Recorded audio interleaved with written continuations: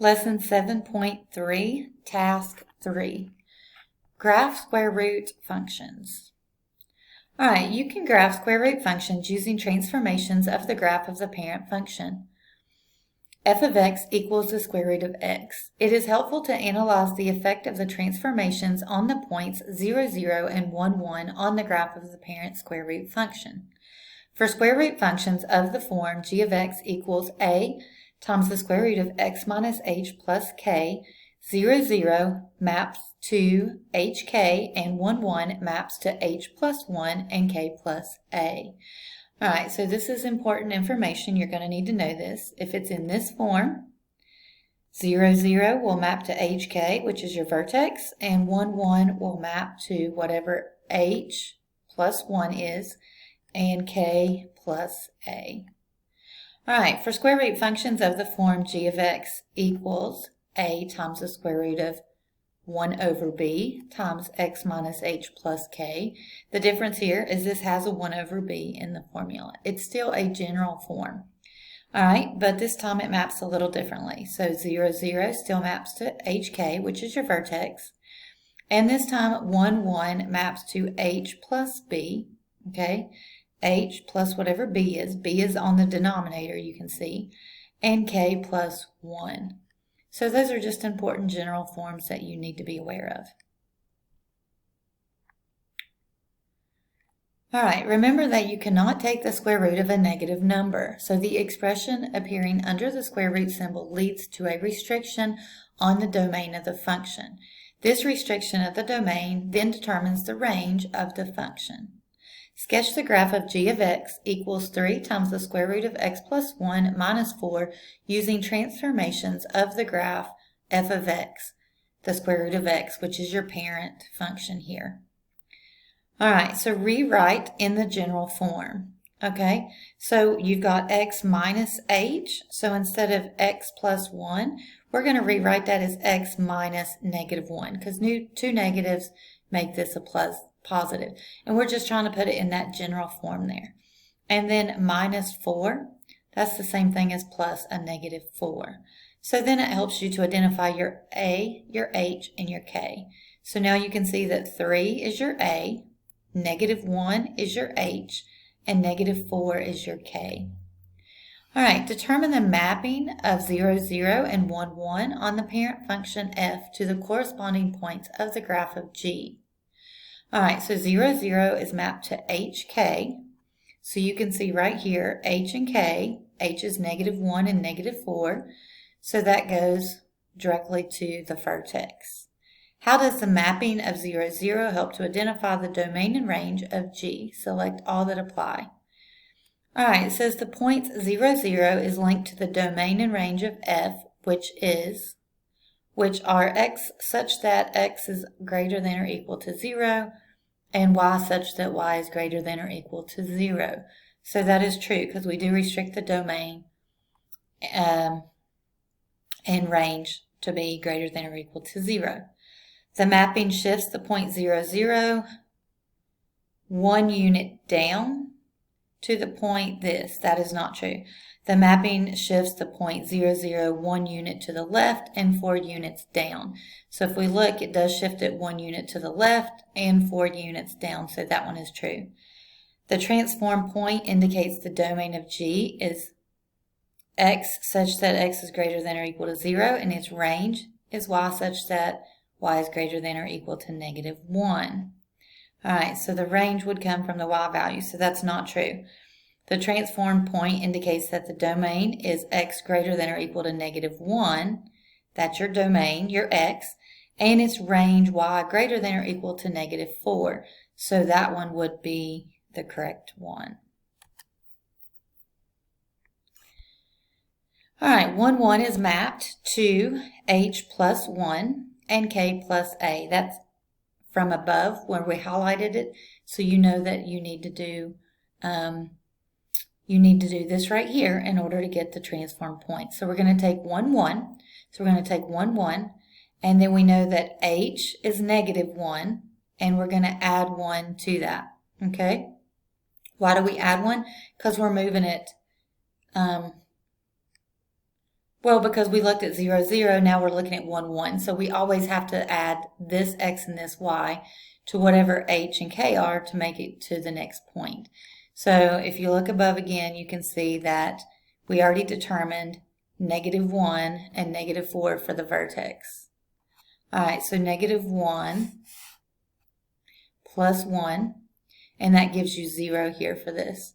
And then the next one says do k plus a. So if you go back up here and look, you see that k is -4 and a is 3. So -4 plus 3 gives us -1.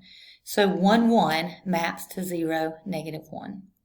All right, it says determine a few other points on the graph of G. The value of H indicates that the graph shifts 1 unit to the left. The points 4, 2, and 9, 3 are on the graph of the parent function. Due to the 1 unit shift to the left, the corresponding points on the graph of G will have x-coordinates of 3, 8. So the 4, if you shift it 1 unit to the left, goes to 3. 9, shift it 1 unit to the left, it goes to 8.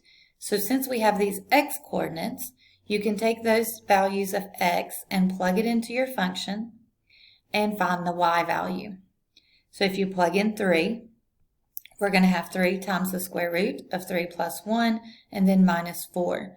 So 3 plus 1 is 4. The square root of 4 is 2. 2 times 3, and then minus the 4. So 6 minus 4 is 2. So 3, 2 is one of your ordered pairs here. And then if you substitute 8 in for the x, 8 plus 1 is 9. Square root of 9 is 3. 3 times 3 is 9. 9 minus 4 is 5. So 8, 5 is the second point on that graph, or another point on the graph. So we already know that -1, -4 was on the graph. That's your vertex. That was your h and k. We found 0, -1 using the formula. And now we chose 2 other x's just by shifting the x's 2 units to the left from the parent function. So that gives us 4 points on this graph. That's the transformation. How can the graph be used to verify that the correct transformations are shown? All right, so the rate of change from -1 to -4 and 0, -1. That's my 2 points there. I'm using this point and this point. The rate of change from these 2 points on the graph of G show a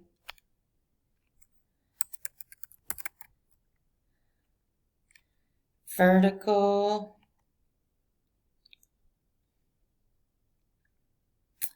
all right, so when we have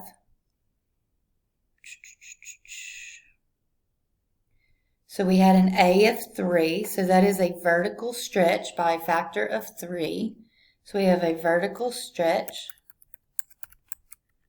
by a factor of 3 when compared to the rate of change on the graph of the parent function. All right. The rate of change on the graph of G shows a vertical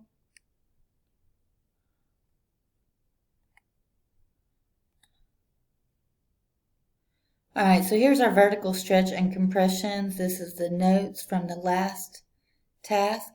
And we can see that the vertical stretch by a factor of A is 3, it's greater than 1. And this is a vertical compression by a factor of 1 over A. So if it was a fraction, it would be a compression. But it's a whole number of 3, so it has to be a vertical stretch. So again, I think there's something wrong with this task. So that's all for task 3. If you have any questions, let me know. Lesson 7.3, task 4. Write a square root function for a graph. Given the graph of a square root function, you can determine the parameters h, k, and ab for the function by considering the mapping of the points 0, 0, and 1, 1 on the parent function to the corresponding points on the given graph. The coordinates of the endpoints of the graph correspond to the ordered pair HK. So the endpoints I like to call the vertex. Usually on the parent function it's going to be at 0, 0, but on the transformed function, this would be your h and k. So you can see here this is 2, 1 on this picture. The parameters a can be determined by examining the vertical change from the points hk to the second plotted points if that point has x coordinates x equals h plus 1. Okay, remember from the highlighted part I showed you before, that's where this comes from. The parameter b can be determined by examining the horizontal change from the point hk to the second plotted point if that point has y coordinates y equals k plus 1. Again, the k plus 1, that's coming from that formula that I highlighted in the last section there. All right, so it says write a square root function of the form g of x equals the square root of 1 over b times x minus h plus k for the graph shown. All right, so we've already showed that h and k is the vertex. That's 2, 1. So we know that h is 2, k is 1. So we could go ahead and show that. And then it says, compared to the graph of the parent function, the graph of this function has been reflected across the y.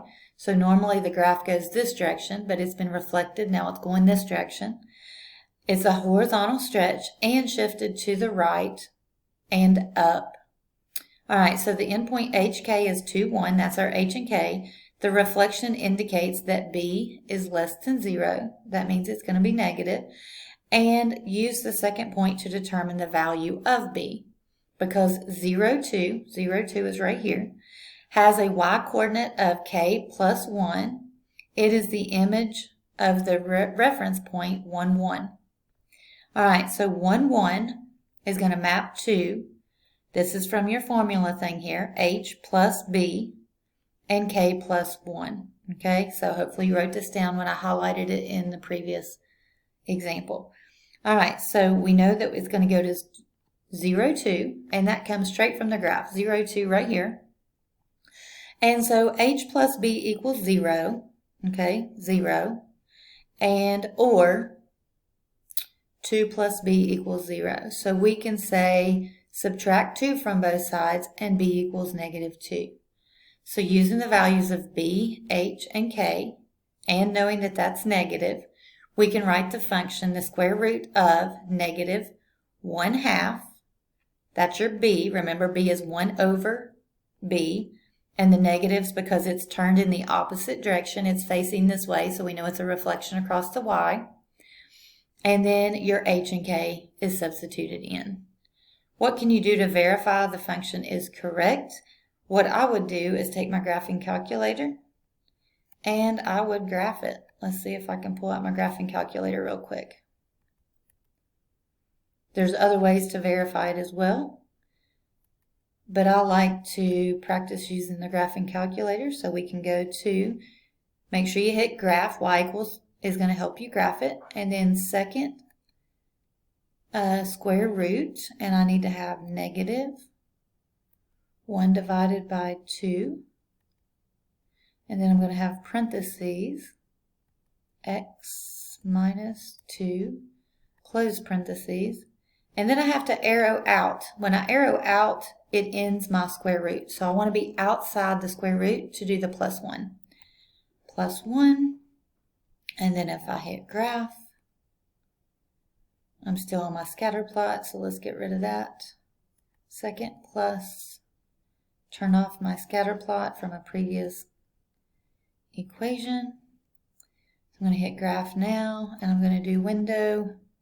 I need to do zoom 6 to go back to a standard 10 by 10. And now that graphs my function. So you can see that this is the same as this up here. The only difference is, see, the scale goes from 6 to negative 4, and this goes from 4 to negative 16. When I did zoom 6, I put mine on a 10 by 10, but you can see that that is the same. I could adjust my window if I had more time, but you can see that that is the correct function.